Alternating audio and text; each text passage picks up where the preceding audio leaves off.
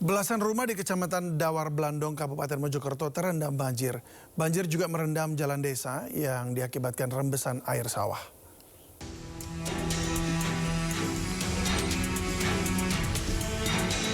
Air setinggi 40 cm merendam 13 rumah di Dusun Balong, Kecamatan Dawar Blandong, Kabupaten Mojokerto. Tak hanya rumah, banjir juga merendam 2,5 hektar areal persawahan dan jalan desa. Banjir di awal tahun 2026 ini disebabkan oleh rembesan air sawah di desa Banjulegi. Sejak tanggul sungai dibangun dan jalan desa dicor sudah lama tidak terjadi banjir.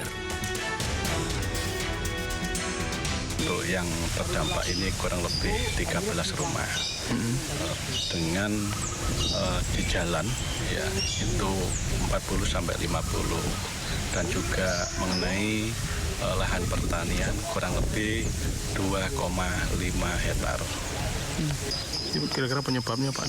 Untuk penyebabnya ini rembesan ya dari sawah-sawah, bukan dari Sungai Lamong. Berbagai upaya dilakukan untuk menanggulangi banjir. Pihak BPBD akan mendatangkan alat penyedot kapasitas tinggi dan membuang genangan banjir ke Sungai Lamong. Dari Kabupaten Mojokerto, Salahuddin, iNews melaporkan.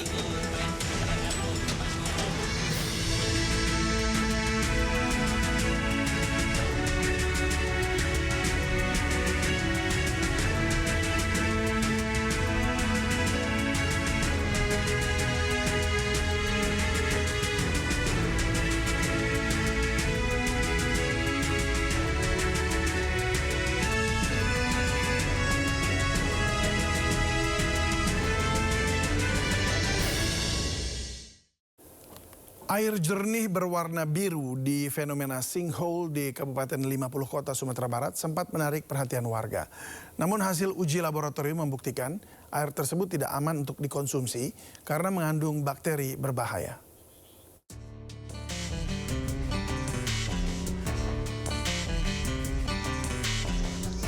Pemeriksaan kualitas air sinkhole dilakukan melalui uji cepat oleh Puskesmas Situjuh dan dilanjutkan dengan pemeriksaan di Laboratorium Kesehatan Daerah Provinsi Sumatera Barat yang telah terakreditasi. Hasil uji laboratorium menunjukkan air sinkhole mengandung bakteri E. coli melebihi ambang batas yang ditetapkan. Keberadaan bakteri E. coli menunjukkan air yang telah tercemar kotoran manusia atau hewan yang berpotensi mengandung bakteri penyebab penyakit seperti Salmonella dan Shigella. Air yang terkontaminasi bakteri ini beresiko menyebabkan gangguan pencernaan, terutama diare. Ditemukan beberapa yang tidak layak, yang tidak normal harusnya.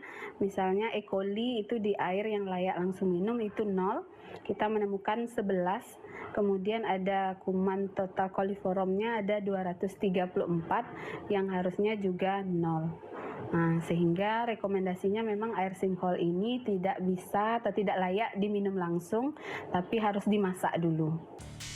Munculnya sinkhole atau lubang raksasa di 50 kota menjadi perhatian masyarakat. Air di dalam cekungan ini jernih dan kebiruan, sehingga sebagian warga mengira air tersebut aman untuk diminum. Sinkhole adalah cekungan di permukaan tanah yang tidak memiliki saluran drainase alami. Air yang terkumpul di dalamnya beresiko tercemar dan tidak otomatis layak dikonsumsi. Dari 50 kota Sumatera Barat, Agung Sulistyo, iNews melaporkan. Pasca bencana banjir dan longsor yang melanda Kabupaten Tapanuli Tengah, Sumatera Utara, 3 desa hingga kini masih terisolir. Terputusnya jembatan penghubung membuat akses jalan sulit dilalui dan kendaraan tidak dapat melintas.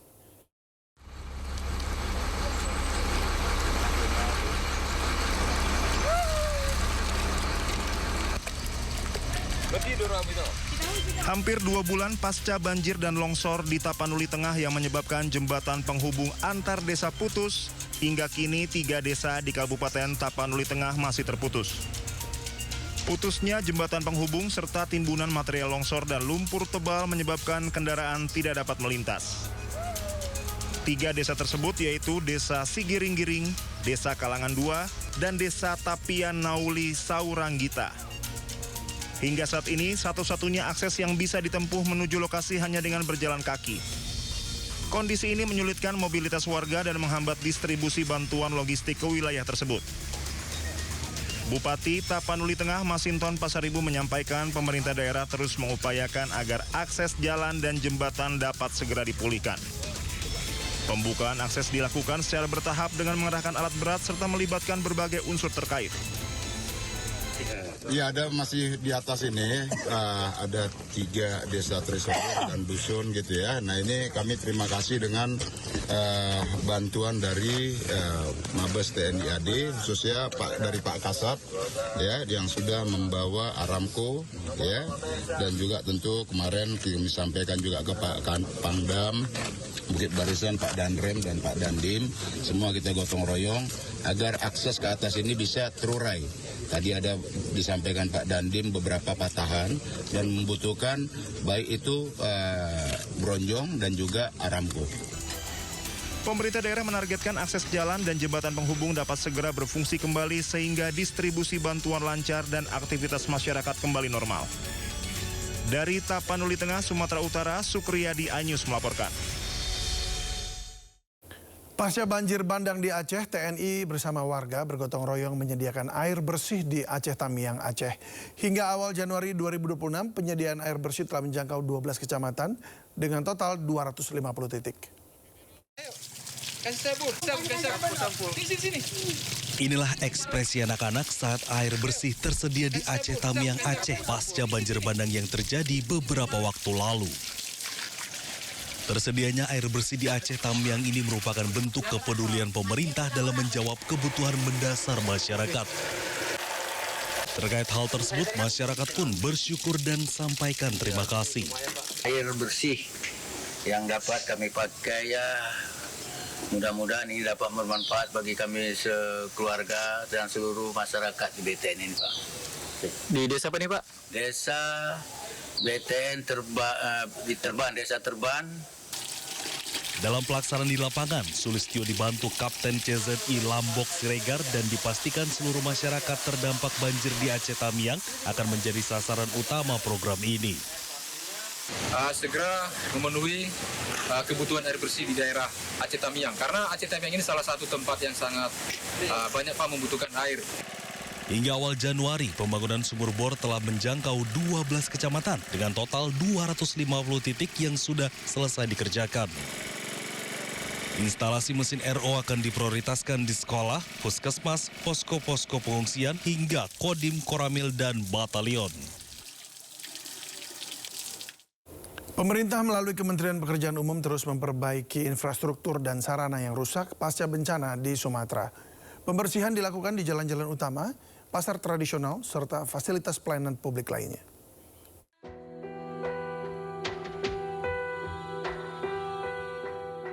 Pasca bencana, Kementerian Pekerjaan Umum mempercepat pembersihan infrastruktur dasar di puluhan titik di Aceh Tamiang, Aceh. Pembersihan dilakukan di jalan-jalan utama, pasar tradisional, sekolah, pondok pesantren, serta fasilitas pelayanan publik lainnya agar roda ekonomi dan aktivitas sosial kembali berjalan. Di sektor kesehatan, Rumah Sakit Umum Daerah Aceh Tamiang mulai kembali beroperasi secara bertahap. Selain sarana kesehatan, suplai air bersih melalui SPAM IKK Karangbaru yang memiliki kapasitas 100 liter per detik telah berfungsi sehingga layanan kesehatan dapat kembali optimal. Salah satu tugas pokok fungsi Kementerian PU selain urusan konektivitas, jalan jembatan juga penyediaan air bersih untuk masyarakat. Ini kan salah satu tempat pemrosesan air bersih. Tapi kan sempat terdampak oleh banjir kemarin. Kita lihat memang ada 2 instalasi pembersih yang pakai baja dan yang pakai beton. Yang pakai beton alhamdulillah masih sehat, yang baja yang masih harus kita ganti. Di akhir Desember minimum yang bor-bor ini sudah bisa berfungsi untuk masyarakat. Saya sudah minta tadi, begitu bor dapat air bersih, langsung bikin MCK. Karena biasanya setelah kebutuhan air bersih akan ada kebutuhan untuk MCK.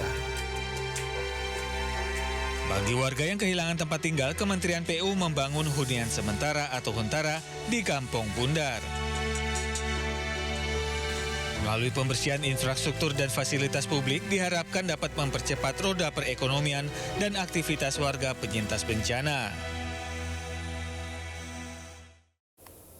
Pasca banjir besar yang melanda Kabupaten Aceh Tamiang, Provinsi Aceh, kebutuhan relawan kesehatan masih menjadi perhatian utama.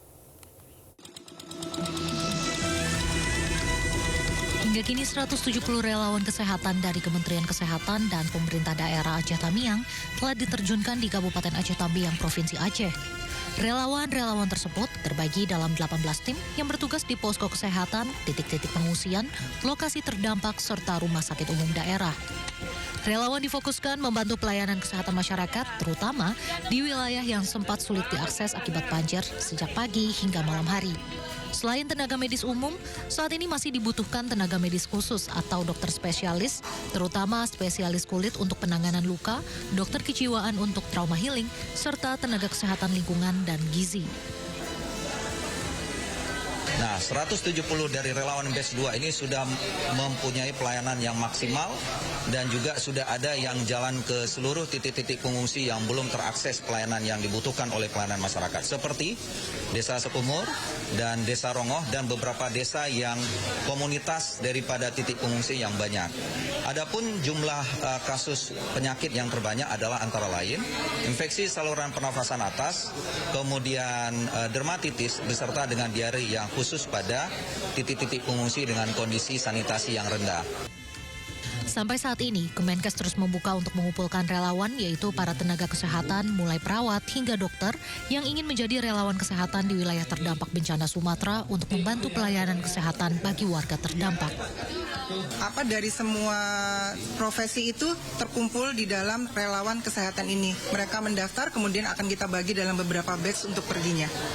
Dari Aceh aja apa juga ada yang dari luar Aceh? Dari luar Aceh ada. Jadi kita menerima semua yang berkenan untuk menjadi relawan, kemudian tentunya melewati ada beberapa seperti mengisi form, kemudian ada wawancara. Nah, setelah itu baru kita bagi dalam beberapa batch. Setiap batch diperlukan misalnya jumlahnya tidak akan sama, berbeda-beda.